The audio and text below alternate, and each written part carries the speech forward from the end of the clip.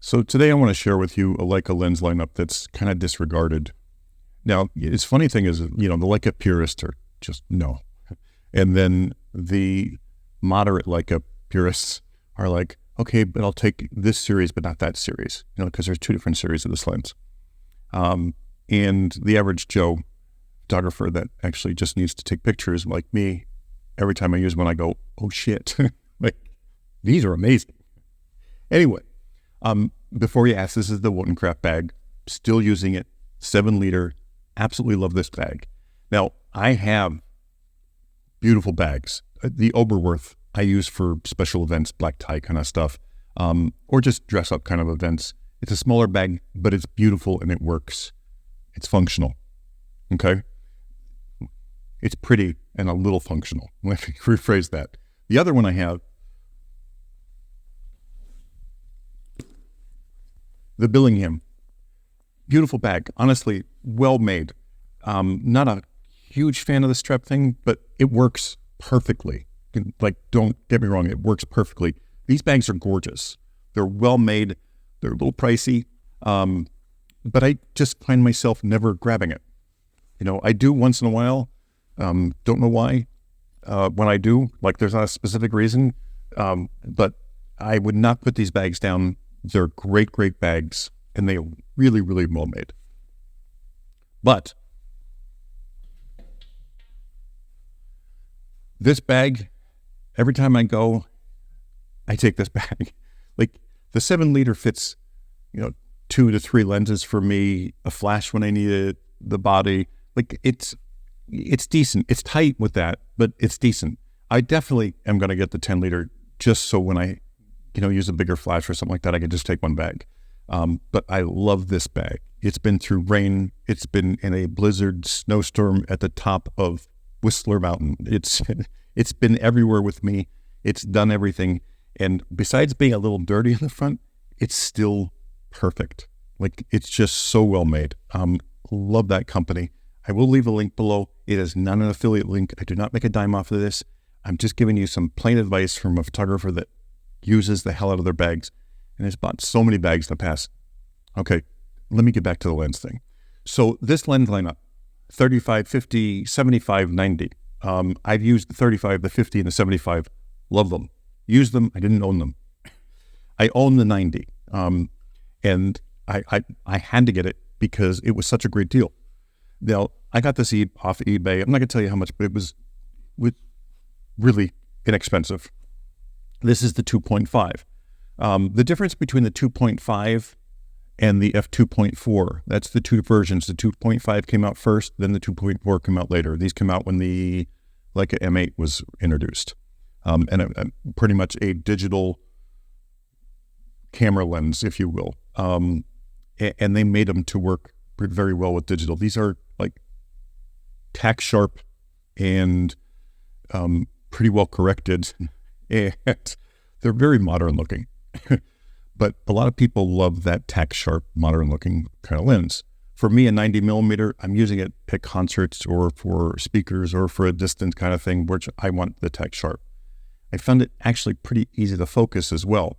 Now, a lot of people balk at the build of these. Build quality is wonderful. Like, for someone to sit there and go, oh, the clicks just aren't up to Leica standards. Like, shut the hell up. When you turn it, it changes the aperture. What else do you want? I'm sorry, little things piss me off. It does have a rubber focusing ring. The rest of it, it's all metal. Like, it's a solid metal piece of gear that's beautiful. Okay. The aluminum, boom, it's not brass inside. These are inexpensive.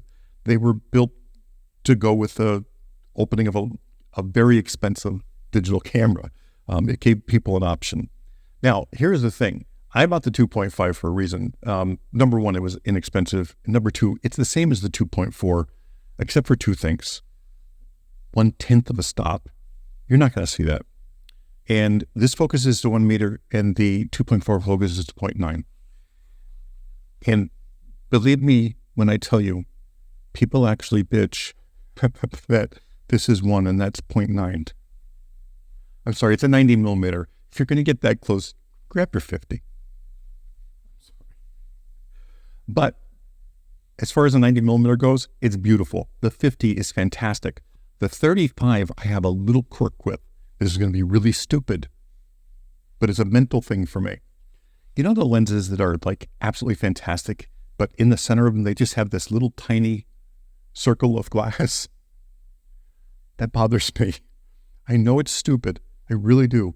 But I want that, if this is my lens front, I want that whole thing to be covered. Like, does that make sense? I don't know. Like, you have this big front on here, it's all glass. But that, that's the plastic or the metal. It's metal for Leica, but, I have the Nikons that are like this. There's just a little tiny piece of glass in there. And it's a mental thing going, how could that be as good as this? Okay, I'll get back to this. I apologize. This is the lens. I mean, it's beautiful. It's lightweight. I'm sorry, but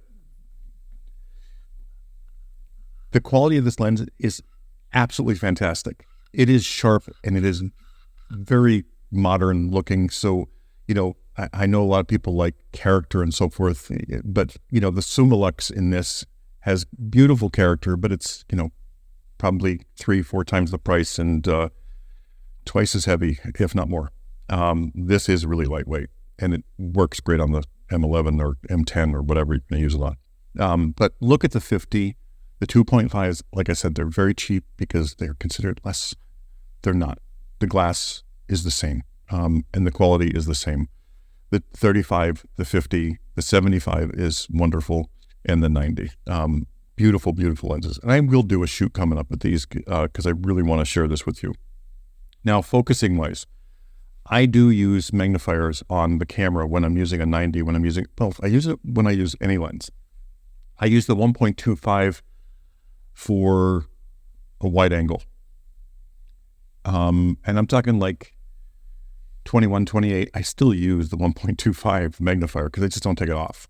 And if I'm using the 21, I'm probably using the back screen or the viewfinder, the VisiFlex. The VisiFlex comes in handy when I need critical photos and I absolutely can't mix, and it does work well to 90. It's just not my cup of tea. I can get more accurate photos just using the rangefinder than I can with this.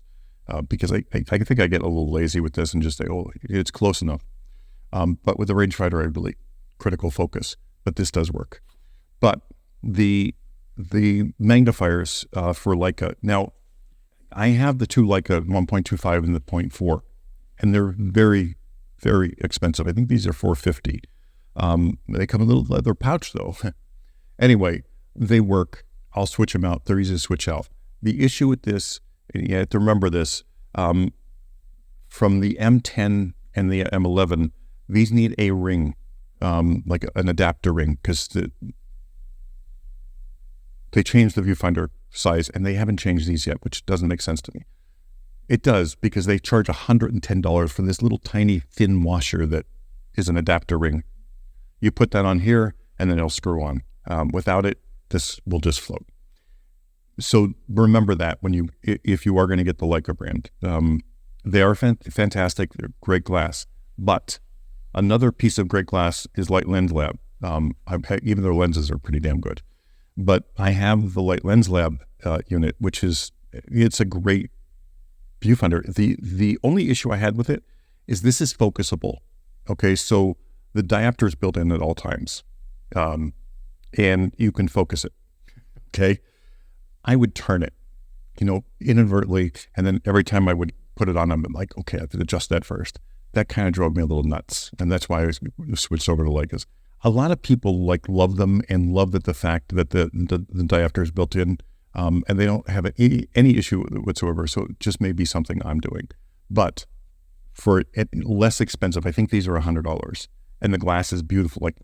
Quality-wise, these are fantastic. The glass is beautiful. It works great on the M10, M11. But I just want to make you aware of that. And the 1.4 magnifier on the rangefinder with the 90 helps a lot. It really does help focusing. It helps with the 50. I use the 1.4. I love it. It helps me focus a lot quicker. and I'm much more accurate with that.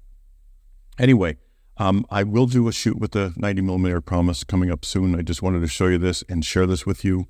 You know, look for those 2.5s. They're a lot less expensive, but if you absolutely positively have the 2.4s because you think 1/10 of a stop is going to make that big of a difference, you know, get the 2.4s. But they're beautiful lenses. They're 6-bit coded, so you don't have to worry about, you know, dialing in what lens you're using. And you will really appreciate the quality out of all of these lenses. The 35, the 50, the 75, and the 90. They're just beautiful, beautiful pieces of glass. Thank you for watching as always. Sorry this was long. If you have any questions, leave them below, and I'll talk to you soon. Oh, I just want to address one other thing. I do not ask people to subscribe or like my videos for a reason, because I get this asked so much. Like, why aren't you saying this? Why aren't you doing this? Okay, and it's not that I don't care. It's okay. I do. But I think people have their own minds. You know, I always watch these videos, and the first thing they say is, okay, like and subscribe. Wait, how am I going to like this? I didn't even watch your video yet. Why would I like it? Like, it just doesn't make sense to me. And if you want to subscribe, you're going to subscribe. I don't need to tell you to do that. I'm doing this, and I enjoy this. Like, I'm going to do this at my own pace, and I'm going to enjoy it, and it's going to be fun. I'm not chasing people to subscribe to my channel.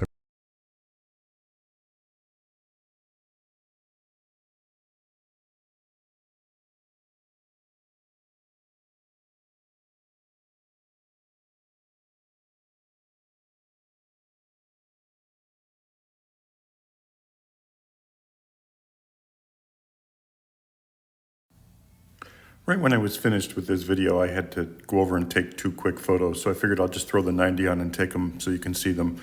So this is just a quick look at the 90 and the images it produces out of camera.